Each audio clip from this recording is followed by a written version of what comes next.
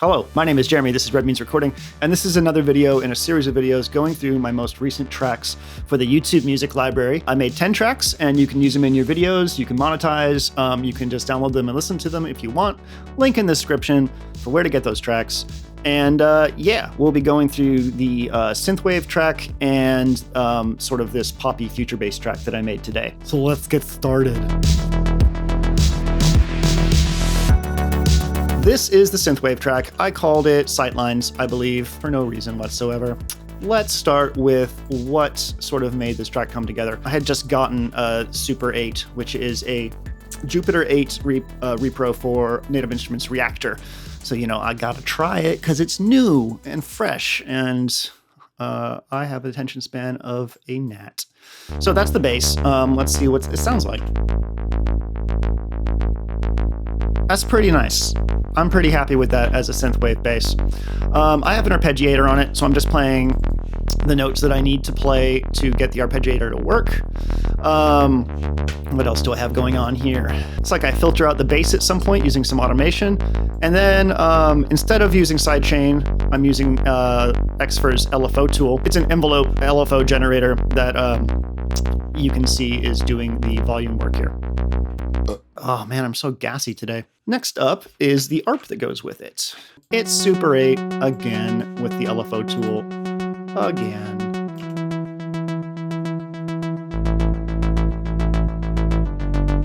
And the two together just sound wonderful. Why? What? Oh. Hey, it's not a pad. It lied to me. It's another ARP. Very big and fat together. Guess what it is again? Oh, it's Super 8 again. What does it sound like? Yeah. So that's the sound that I always associate with like the Jupiter. It's just really big, sort of like nice, very classic pads. I have Supercharger, saturating it to death and doing some compression because I like to saturate everything. Once I started building up, I was like, okay, what else do I have that can do synth wavy sounds without much work? And that is Analog Dreams. I mean, look at this fucking thing. Like, what else is it built for fuck's sake? So this is one of my main leads. This is basically a rompler. You can mix between two different waves here. It actually adds kind of an interesting sound to the whole thing when it's jumping. But anyways, you can hear that the chord changes and the lead are all sort of hitting in the same space to give like just a lot of power to the whole thing. Let's jump up to the drums real quick since you just heard those. The main kit is from the Core 606. I love the 606. Then I got a battery kit from Native Instruments. I literally typed in 80s and this was the first thing that popped up. It works. And then it has drum bus on it because drum bus is a very good bus. This is a stock Ableton effect. Makes it fatter. I love it. It's good. Always got to have tambourine as a like sort of 16th note accent. And this is a stock Ableton clip that I dropped in here and then added a little bit of delay to. And together we got just a nice punchy sound. And then finally, this is the Vintage Heat Tom kit, which is just a shit ton of like drum machine toms in battery. And I picked out the ones that I liked. We have a hollow room with a gated reverb because the 80s were that gated reverb sound, you know? So those are the drums. Really not a ton going on there. Mostly this is about the synth tones. I have an instance of Surim here doing some bells because it sounds so good. It's beautiful. And then over here, it's playing a little bit more. It's basically adding a little pluck to the top of the lead because layering is fun. Anal dreams. Anal dreams. That's beautiful. So this pad actually comes in the beginning. You can see I'm modulating the cutoff here, and it's not jumping around, so I don't know what's up with this one. LFO tool is giving it that pumping sound there. So when I have something that's an instrumental and it's repeating sections, I like to try to change up the instrumentation somehow when you're hearing a section that you already heard again. So this pad here, this Serum pad, Arctic Wind, which again is a preset, it's actually really buried there, is to give the second time you hear the intro riff some variation. Just kicking it in the background there. This is an ARP, I believe. And I had originally like made this more of a upfront ARP, like a really, really pure saw wave ARP that was like tinkling on top, but it was like too pure and it wasn't really doing what I wanted it to. I wanted it to be a motion texture, but I didn't want it to be really melodic. So what I ended up just pulling in, where is this from? Spectral. Yeah. So this is not a custom wavetable, but it's one of the wavetables that's included in Serum. And it's just weird and noisy. And so now you can hear the hint of pitch, but it's really almost like a noise hi-hat on top.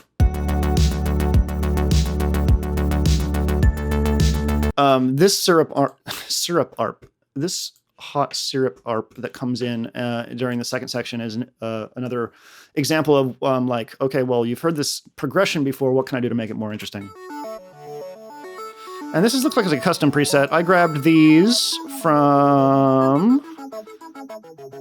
2 different wavetables from the stock wavetable library in Serum. And they just sound really good. We got a bunch of effects here. Hyperdimension is giving it width. Distortion is set to bit crushing or downsampling. So get that nice sort of lo-fi sound on top. Compressor, delay, and EQ. Nothing crazy going on. Hey, it's massive. Whenever I look for plucks in Complete Control, I inevitably, 75% of the time, choose this pluck because I love it so much. And that's just sitting on top there. It's just sort of like a little like tonal intro to each little section. Okay, almost done. Good. Lead. This is the big lead that I decided to add to the second to last section. It is Serum stacked with Razor. Let's hear what they both sound like.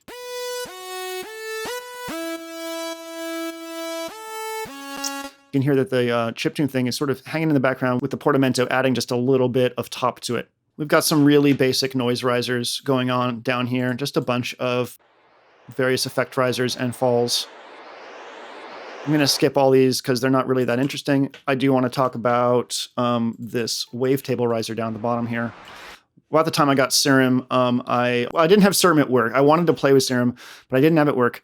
So I did have Ableton installed at work, and I'm like, what kind of wavetable stuff can I mess with just to like play around? And I'm like, oh yeah, that's right. There's a whole wavetable synth in Ableton, and it's actually really, really good. So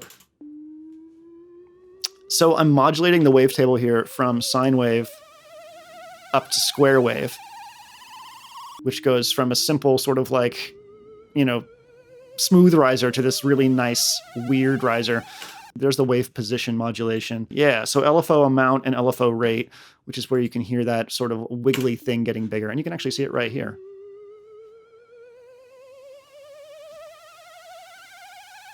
A lot of people reach for Operator as their like main bread and butter synth in Ableton, but I think for me, Wavetable is where it's at because you have the all of the like normal waves and you can manipulate them really, really easily. And then just the mod matrix is really, really cool. So that's Sightlines.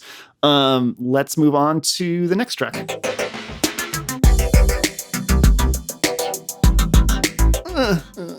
Here's the next track. I think this one is called Everything Is Gonna Be Okay. Everything is gonna be just fine. When I was tasked with doing a new batch of YouTube tracks, I wanted to try and do something a little bit different with these ones. In some cases, looking for inspiration in some other places. Obviously, I could have just sat down on my computer and done anything, but I wanted to try to bring in some instruments that I don't normally use. So I pulled out my Access Virus here. It's a Virus Indigo 2, which is a Virus C in a fancy case. And I just kind of like put it on the slab and recorded stuff with it.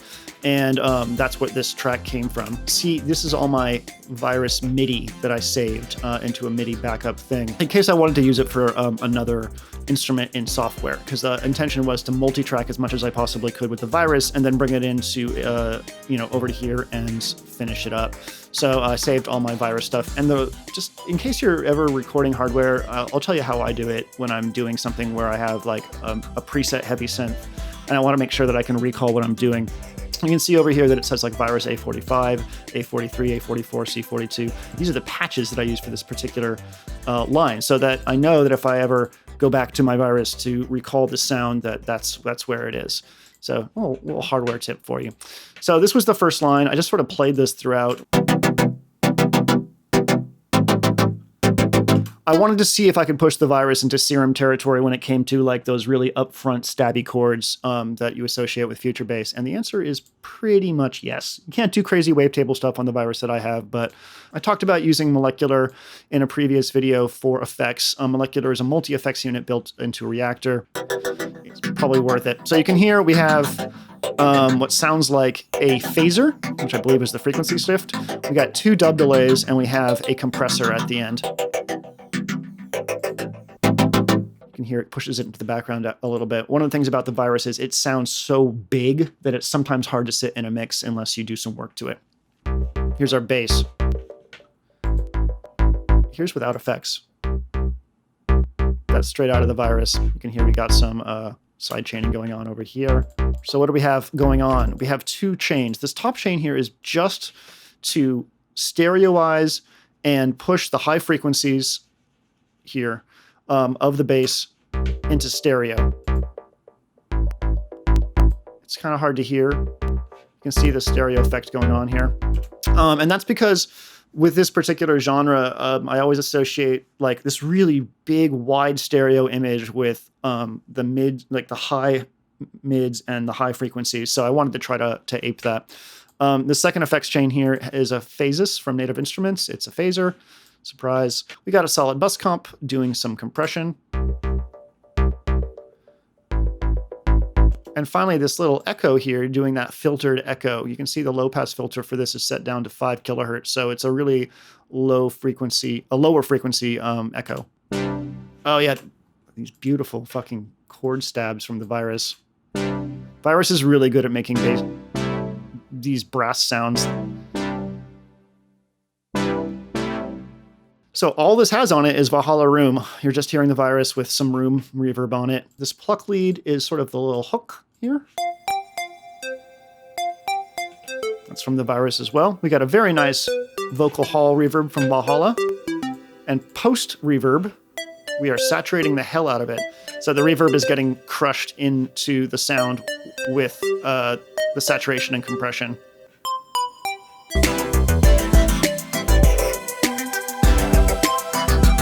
So this has 2 sections to it, I guess. No, 3 sections, I would say. There's the main section, which is the 2-chord progression that you just heard, which repeats a few times, adding elements.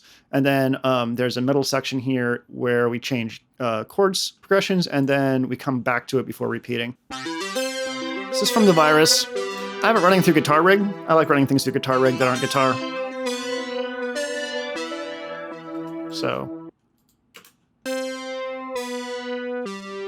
still a pretty nice sound, a lot of width, a lot of cool sort of harmonics going on. And that's with the Guitar Rig. Guitar Rig by Native Instruments. Buy it today. Here's that middle section.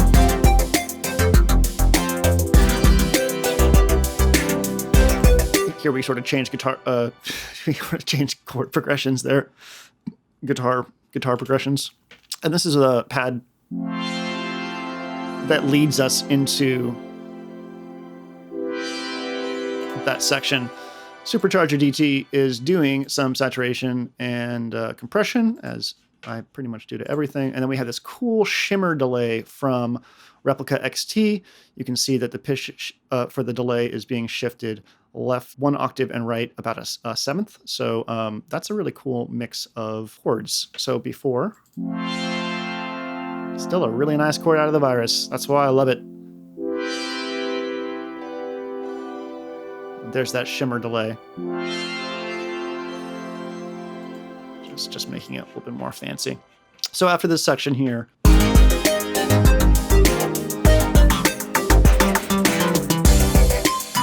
come back down to the original melody.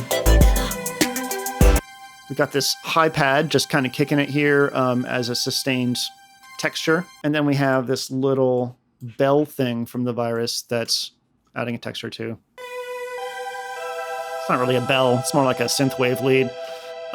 You can see I am running it through a reverb first, and that's pretty wet, and that's because I wanted to sort of push it into the background as a texture as opposed to having it be more of a distinct lead line. The whole mixing philosophy with this track was to push everything but like sort of the main rhythm stuff back behind the drums, because I wanted it to not have too much up and down in terms of dynamics when it got through the sections. I wanted this track to sort of just like kick it like dynamically. I didn't really want it to be too crazy with the different instruments coming in. So a lot of instruments are treated like textures as opposed to leads, which is why the reverb here is diffusing this line before it goes in.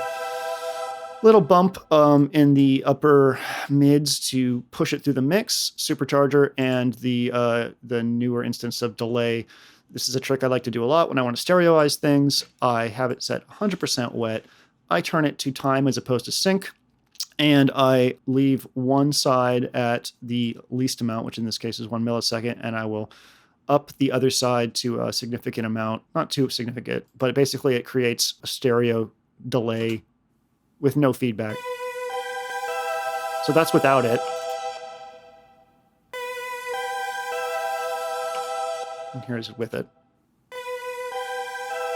Just widens it like crazy because you're delaying one channel to the other. Here's that virus MIDI down here. You can see I've applied it to a serum track for this lead section.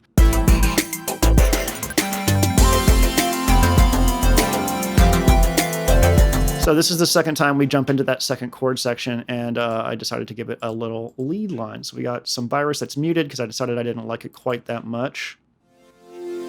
We got this big string thing going on here. And that's straight from the virus with some sidechain compression, and I took out a lot of the bass because otherwise it's huge, like everything that comes out of the virus. And then we have this serum thing here. That's our main lead. And what a surprise, it's a preset. Probably could afford to take some of the bass out of that, but just a big portamento classic synth sound.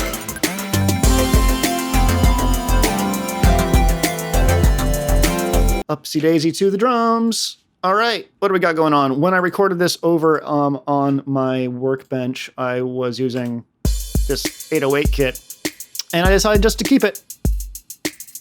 Because it really fit the simplicity of the track I wanted to. This fast hi-hat on top is to add interest, and it's just a single hi-hat with some chorus, and I think I added an imager to push it super stereo because I just wanted it to be way in the background and the sides. And I don't know if any of you all have a push. If you don't, that's fine, but I'll show you how I did this. There's a repeat button on the push. Hit repeat, and then you can change between different lengths. So here is 16th note, and so I'm just holding down this thing, and it's velocity sensitive too, which is really nice. So I can go to 30 seconds, 30-second triplets, eighth notes, pretty much all the divisions from quarter note to 30-second triplet, and yeah, I just played this in that manner in the background. Hear it. So that is everything is going to be just fine, and it is at some point, I promise. Thank you for watching. If you would like to see more videos about these YouTube library tracks, check out the playlist list in the description or at the end of the video. There's also instructions on how to use these in your videos, how to get them in the description. So check the video description. My name's Jeremy. This is Red Beans Recording. I hope you have a wonderful day.